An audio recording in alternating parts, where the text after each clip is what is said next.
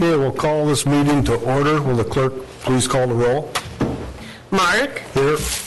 Jeff. Excused. Brandy. Here. Jay. Excused.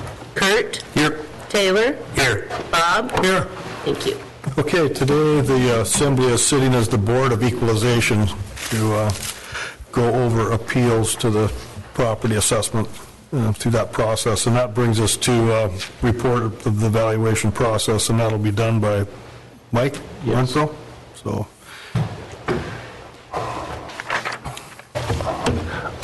This year was another year of a lot of changes with land value, from changes in review, primarily from the cemetery area out to the end of the old boundary for the city.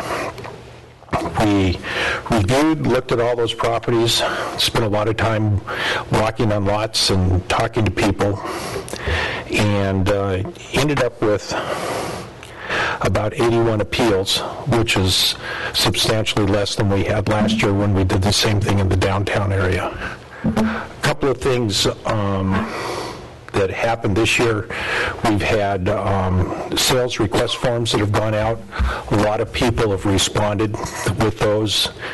Additional sales helps a tremendous amount in equalizing the roll and everything. Also, with our process this year of doing those land values, a number of people came forward with sales information. As you're all aware, Alaska's a non-disclosure state. We spend a lot of time trying to find out sales information. So with the help of a lot of people turning in their sales, we were able to substantiate the changes that we made. In some cases, we made some changes, and those changes primarily showed up in the appeals. In addition to that, this year we did new plats, built new cards on those. We rechecked the properties that we'd marked from years prior throughout the borough for changes in percent complete. Picked up new construction of buildings that were built.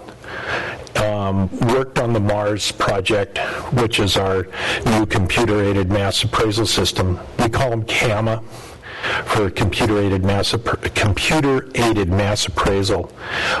It's working out very well. I believe the staff and my staff are really happy with the MARS system. It's going to speed up the process. I believe it's going to really help in equalizing the rolls through the years. We're going to be able to, within probably a year, get rid of a lot of paper, which we won't have to store anymore. So, and we've got in the state now, I think 5 communities that are on the MARS system: Wrangell, Petersburg, Yakutat, Haynesboro, Craig, and Skagway. Right now, Nome and Valdez are looking at it. And with our clients, the North Slope has their own computer system, a lot bigger than the MARS system. But for the price and what it's doing, and the support we're having with having the program come out of Sitka. Oh, and Sitka's on it too, I'm sorry.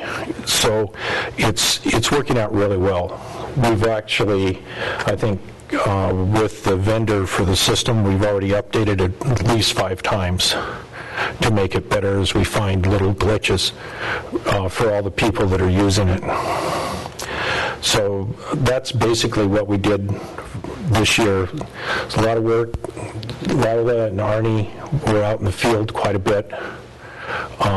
Made a number of trips down working on the matrix to get these land values and everything squared around. A lot of changes. That's it for basically what we've done for the process for this year. Okay. Thank you. And it brings us to item 3 on the agenda. Like Mr. Renfro said, there was 81 appeals and from 52 appellants, and we're down to 1, and so that's Andrew Cowan.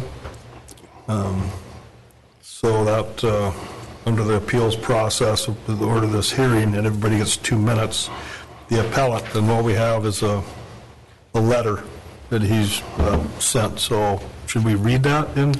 Yes, we should read it into the... Can you do that, Debbie? Do you have a Yes, copy? if I have the letter. Oh, I can read it in if you Okay, want. if you would do that. And I should ask, is there anybody here representing Andrew?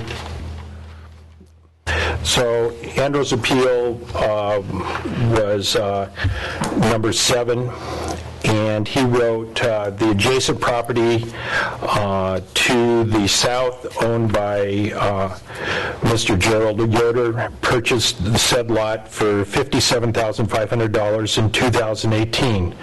I believe 1 acre on the water frontage is currently valued at $57,500. And that's his appeal. We did talk to him. Lila talked to him at least a couple of times, and we went over, why we valued his property a little bit more. We did our research.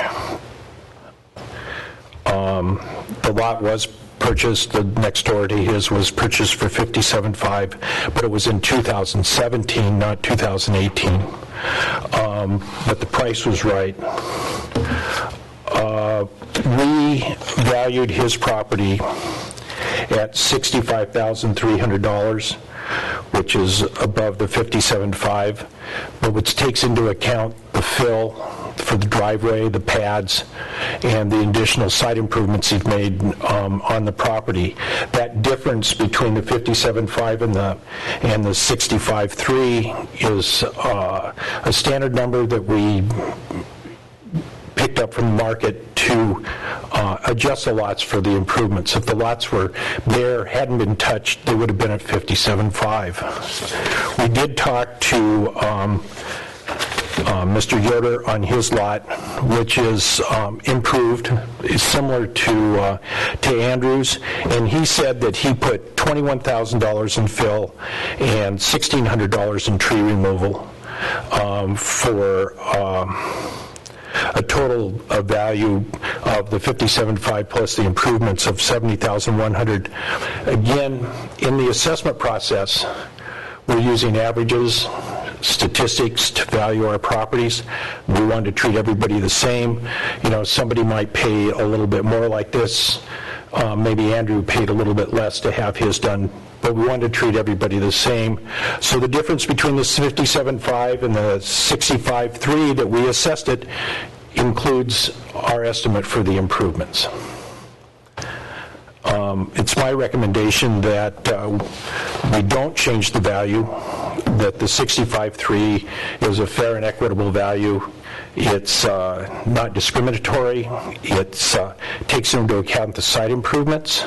No one else along Falls Creek on either side in there besides Andrew appealed, and they're all valued using the same basis. Okay, thank you. So that takes care of the appellant's letter and the assessor's assessment of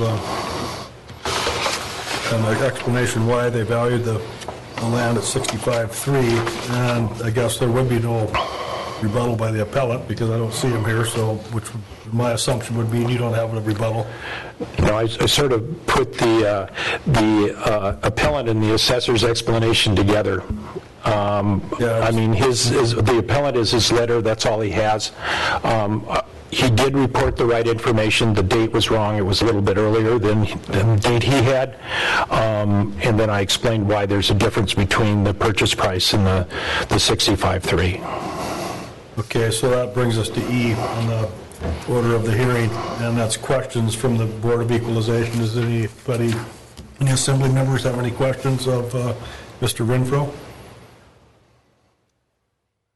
Okay, seeing no questions, then we need to come up with a decision, and it must be based on facts presented at the Board of Equalization and a reason given. The appellant bears the burden of proof based on salient facts. So, is there any, Mr. Lim? I'll move that we hold with the assessor's value of $65,300. Okay, is there a second? Second. Okay, you've got that? Motion made by member Lynn, seconded by a couple of people, it sounded like. Discussion. I guess we should explain ourselves why we're going to stick with the assessed value. If that's how the vote goes, then the explanation by the assessor makes sense to me with the $21,000 of the rock improvement and $1,600 to clear the trees. That would be sufficient information, I would think. Any other input? Okay, we're going to vote. The motion is to keep the value on this lot of Mr. Collins at $65,300 as the assessor assessed it. Clerk, call the roll. Bob? Yes. Mark? Yes. Brandy? Yes. Taylor? Yes. Kurt? Yes. Okay, the motion passes unanimously, 5-0, and I'll entertain a motion to adjourn the Board of Equalization. So moved. All those in favor say aye. Aye. So just start letting me do it. You need to practice. No, I should have started by checking. I knew you were going to do it. I was like, oh. Then he had to, just a second.